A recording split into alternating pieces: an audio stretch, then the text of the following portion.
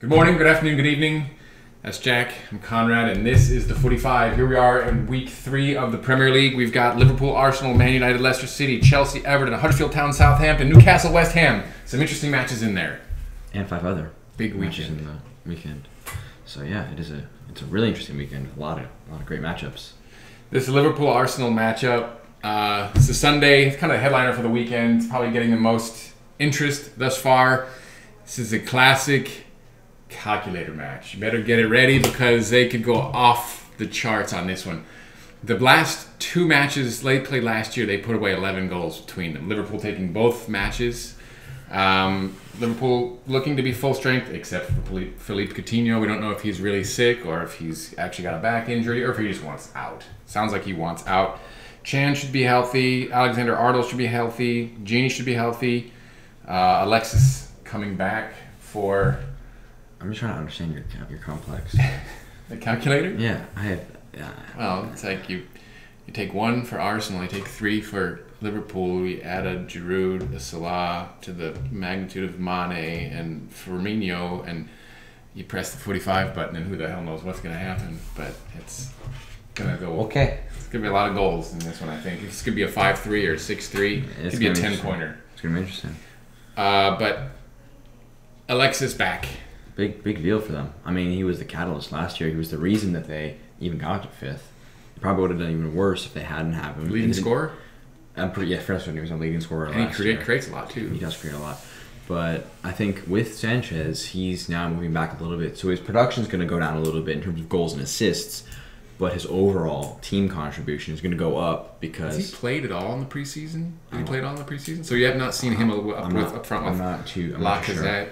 I don't believe that he's played. I think he's done a lot. I saw an article where it was talking about how much soccer he's played in the last 4 years because he's not had a single summer off no international play. Yeah. You had the Copa America, you had the World Cup, you had the Gold Cup, whatever. Yeah, another Copa America. They had the Centenario, and then you had the original one prior year. So then they did this year. They were in the Confederations Cup. Yeah, that was a lot of football. And also every single year at Arsenal and before at Barcelona. So and a lot of European football. Yeah, and they always make it deep in the FA Cup. He's a good player. Yeah. It's a big deal, and especially with him also coming back, that's also another huge deal. So how do you expect him to show up? Who are they going to play at the back? I mean, they've tried Monreal as a center back and Kolasinac as a center back, but I'm not sure if they start a back 3 and they're not fully prepared for it, they could get beaten. Because the difference between this match and I think the Crystal Palace match, where Palace also played 3 at the back, is that Palace did not have any interest in attacking. No, they were not going forward. But Arsenal are going to go forward. So they were able to sit back effectively with 5 at the back because those wings weren't. And if Arsenal do try and take the game to Liverpool, it's going to get even more space for this guy, Sadio Mane, who's off to a great start. I think he and Firmino are the keys this week for me. I don't know. Salah will play, I think, well. We got a goal at home. He's still developing. I think his issue is his first touch and his finishing ability has not shown up quite yet.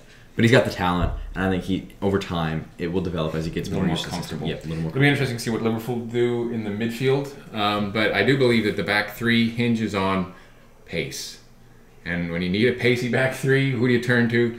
You turn to not just regular Mertesacker, but you got to go to the upgraded Mertesacker with that. The man of the match Mertesacker. Killer 29 pace. But seriously, that's what's going to do it for Liverpool. If they can unlock that back 3 with the pace, 100%. Especially if Arsenal are going to come forward and they'll have some room to exploit. That's the big difference. Is if Arsenal do decide to try and go forward with that lineup that doesn't look too overly confident. And I mean, I think the scores reflect that. And Wenger had a lot of pressure on him already just from the first 2 matches, so we'll see how that turns out. After losing to Stoke, I mean, that was like rainy Tuesday night in Stoke. Yeah, it wasn't talked about a ton. I mean, there was a lot of other. I mean, you had a lot of other matches going on. Yeah, that weekend. You had the Spurs, Chelsea match, City Everton was a big one. I mean, you had a lot of, and it wasn't as talked about. But I think Liverpool at home, they're gonna. I hope if they show up like the way they can. I think that they could very easily take it to Arsenal. I mean, we started out saying this is a calculator match. We're only showing it 3-1. This very easily could get 5, 6, 7 goals. It could be that. Total. Yeah, easy, very easy. Yeah. And then a game probably not going to reach those goal totals. No. Who knows? I mean, Man United in the first half against last week didn't look all that together. Then they slotted 4 home in the second half. And the one issue with almost jumping on the Man United bandwagon is they've played West Ham, who have not shown up this year so far, and Swansea. Leicester are their first real competition, and this is going to... Leicester's been impressive, so Shakespeare's got them playing some track and football. We'll touch on that in a second. This is going to be where Man United are going to show not what they're really made of, but they're going to have to show against bigger opposition what they can do. A lot of speed. I mean, that's what unlocks Vardy. Liverpool. Big, re-signing, upgraded his number. Yep. Not going to play, obviously, till rumor is we've heard October, we've heard January. Mourinho's, he recovers faster than humans. Yeah, he is a freak. There's no doubt about very, that. Very good. But again, you've got Mkhitaryan kind of overlooked in the side, most productive, I would argue, this thus far outside of Matic against West Ham and Swansea. I mean, of course, it's true, much better than last year. But is this what you're suggesting? Is it fool's gold, right? They put 8 by 2 subpar teams. I'm not jumping on it too quick because remember last year, Man City won the first 10 games of the season and ended up in 3rd. It's no sure thing, especially after 2 games. Yeah. We still have a week of transfers to go. And we saw Dembele already. 150 million. A lot can happen in a week. Ashley Young out, Luke Shaw out, Marcus Rojo out. And Ibra, of course. Ibra out. For Leicester City, Maguire might be out, which is actually kind of an issue. After signing from Hull, he's been playing really well. Yeah. He got the assist against Arsenal. I remember that, and I think he might have scored against in their last match. Yeah. We'll touch on Leicester in a second, but do you think honestly that he knew what he had? Because this is not a typical way he lines up and plays. He's letting the horses run, as he said at the press conference after that last match. And I think one thing that of course, it's an attractive brand of football, but I don't think it's something he's comfortable with. No, that's his experience. And I think if things start to go downhill, and they're going to, every team has a poor stretch in the season. The one thing that maybe could potentially derail United is if they lose a match or two against teams they shouldn't, or they get dismantled, and he says, all right, enough with this flair and attacking football. We got to bring it back. We got to make sure we start from the back. The fans won't have it. They're loving this. That's a return to Fergie. It's again 2 matches, but I get it. Again, you always want to get confident, very good results. Yeah. Well, they are flying right now. There's no question. Morgan back from a back injury. Who knows what's going to happen with Drinkwater? He's still in the side. Rumors he's going to Chelsea. Which is a bizarre transfer. Drinkwater's a good player, but is he a Chelsea player? He's going to go Chelsea's on the bench. He's going to follow Conte to Chelsea. But Conte is. There's 2 different types of players. There's Conte, and there's Drinkwater. Yeah. But Vardy obviously he's looking great. Mahrez, as grumpy as he is, and much as he wants to move away, has been playing really well. So he's not pulling a Coutinho right now. And he's not. Or Dembele, who's even worse. He just left. Didn't show up for training. That's a good thing, and that shows good character. And I think if he leaves, hopefully it is a good departure because he was great in their title-winning season, and next season he didn't show up as well, but. And we all knew with his talent, he's a phenomenal player. He was eventually going to outgrow Leicester quicker than Leicester were going to grow. Nobody's really agitating to get him right now. Roma are not looking to get him. He almost would kind of fulfill the role that Salah had last year. He would be great for Roma, and Roma's going to need depth because they got a tough group in the Chelsea Champions League. Chelsea and Atletico. Yep.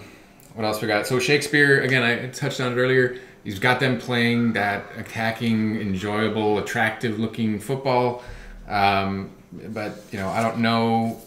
He's got a tough match on his hands. I don't know if he can get this team to take it. But you've got it a draw. I think United taking it. It's going to be a close game.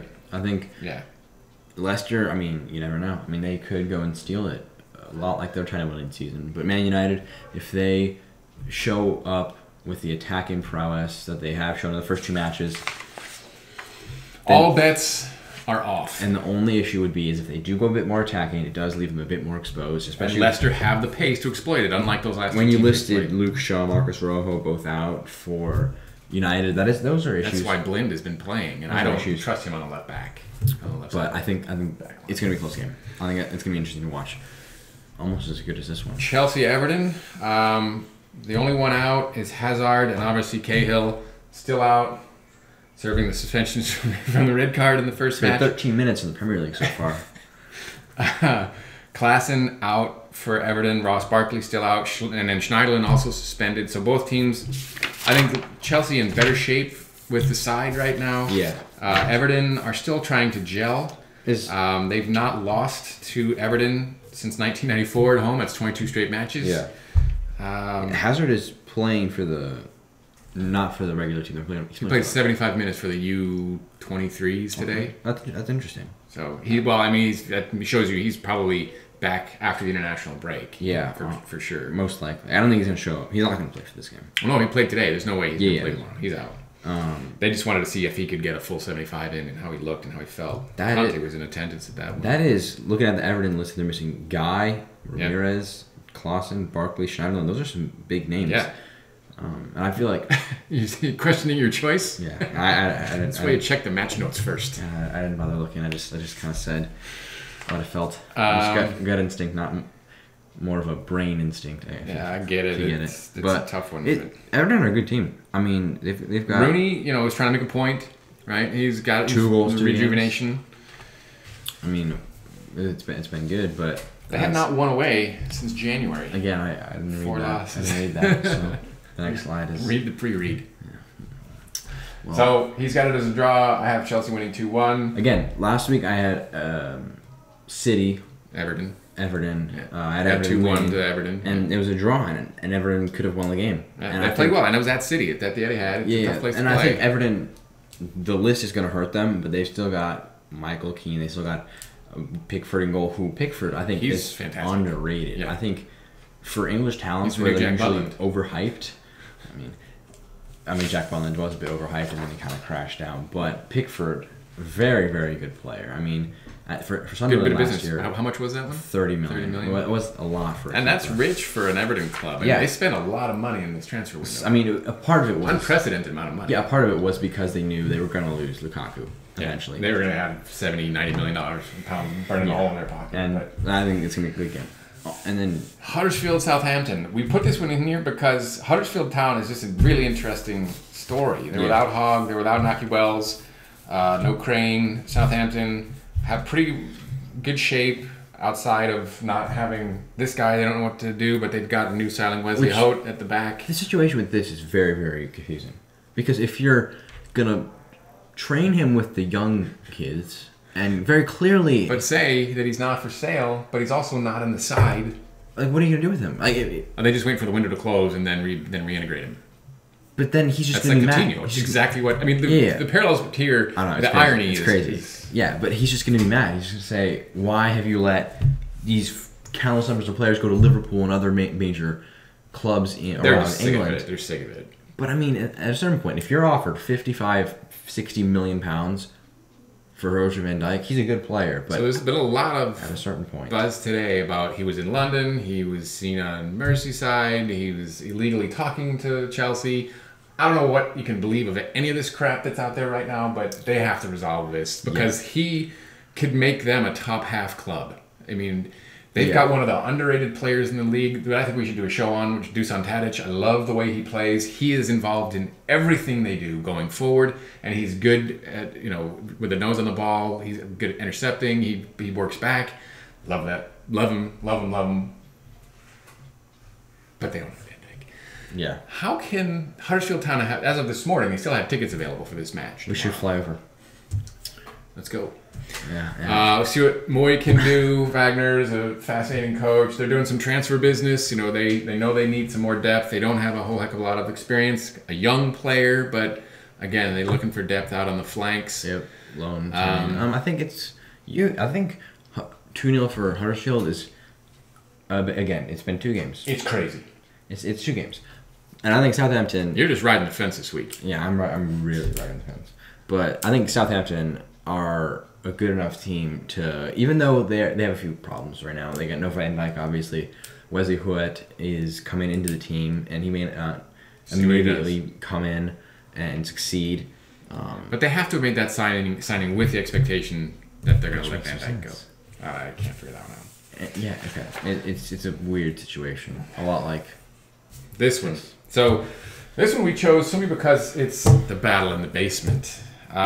These two teams are underplaying where they are. Benitez is frustrated with ownership.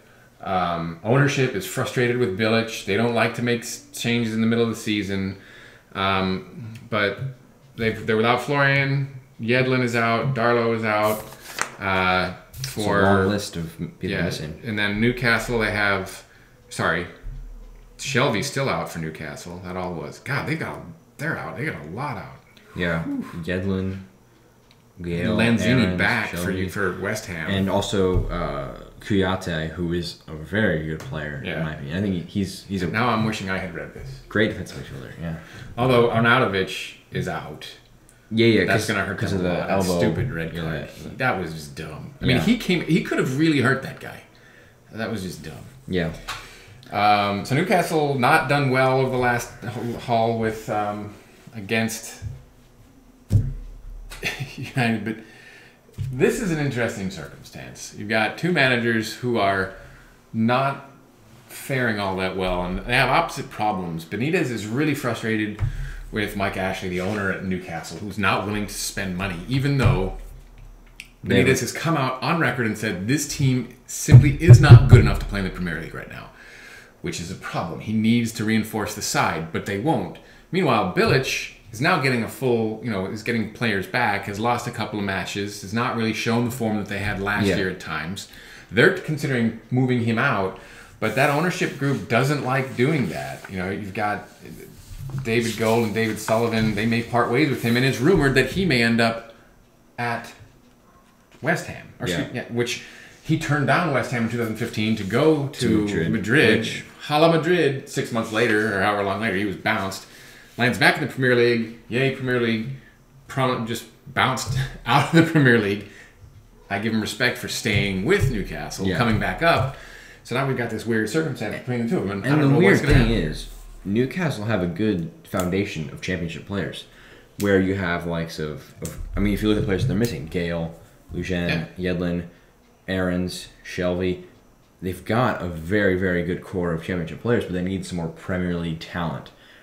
But it's just not there. And if they added it, they could be a high... I don't know. I forget where I put them. We had them in the 13, 12... Consolidation, at least, they could be there. They should be, especially with him as manager. I think they can stay up, even with the squad that they have currently. I think if Hammers lose, Bilic is out. I think that switch then happens. That would be interesting, at least. But I think...